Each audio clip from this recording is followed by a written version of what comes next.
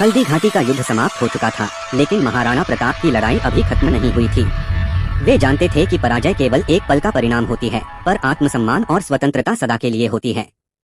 युद्ध के बाद जब अकबर की विशाल सेना ने मेवाड़ के अधिकांश हिस्से पर कब्जा कर लिया, तब महाराणा प्रताप ने पहाड़ों और जंगलों को अपना आश्रय बना लिया।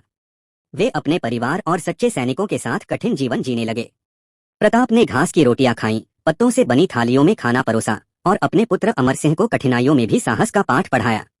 एक दिन जब रानी अपने छोटे बच्चे को जंगल में खिचड़ी खिला रही थीं, वह कटोरा गिर गया और मिट्टी में मिल गया। बच्चा भूख से रोने लगा। रानी की आंखों से आंसू निकल आए। उसी समय अकबर का दूत आया और बोला, अगर महाराणा अकबर के अधीनता स्वीकार लें तो उन्हें मेवाड़ वापस मिल सकता है। प्रताप ने दृढ़ स्वर में उत्तर दिया, कह देना अकबर से, महाराणा प्रताप अपनी मातृभूमि की स्वतंत्रता के लिए भूखा मर जाएगा, पर गुलामी की रोटी नहीं खाएगा। यह वाक्य इतिहास में अमर हो गया और उनकी अदम्य भावना का प्रतीक बना। समय बीता। महाराणा ने चावंड को अपनी नई राजधानी बनाया और वहां से उन्होंने फिर से अपने राज्य को संगठित करना शुरू किया। भील, किसान और छोटे छोटे वीर योद्धा उनके साथ जुड़ गए। उन्होंने जंगलों में किले बनवाए, जिनमें दिवेर का किला विशेष रूप से प्रसिद्ध हुआ। 1582 में दिवेर के युद्ध में महाराणा प्रताप ने मुगल सेना को पराजित कर एक बार फिर मेवाड़ की भूमि को स्वतंत्र किया। इस विजय ने पूरे राजस्थान में नया उत्साह भर दिया। महाराणा प्रताप न केवल एक महान योद्धा थे, बल्कि एक दूरदर्शी शासक भी थे। उन्होंने अपने राज्य में न्याय और समानता की नीति अपनाई।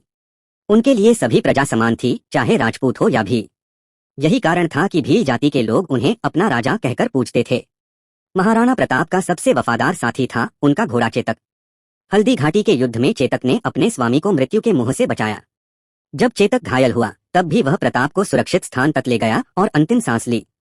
महाराणा प्रताप ने उसकी याद में एक स्मारक बनवाया जो आज भी वीरता का प्रतीक है। 1597 में महाराणा प्रताप का देहांत हुआ।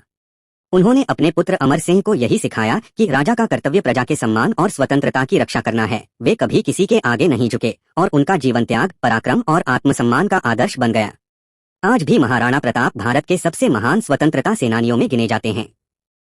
उन्होंने यह संदेश दिया कि कठिन परिस्थितियां चाहे कितनी भी हों, अगर मन में देशप्रेम और स्वाभिमान है तो कोई शक्ति इंसान को हरा नहीं सकती। महाराणा प्रताप सच्चे अर्थों में भारत की अमर शान और स्वतंत्रता के प्रतीक हैं।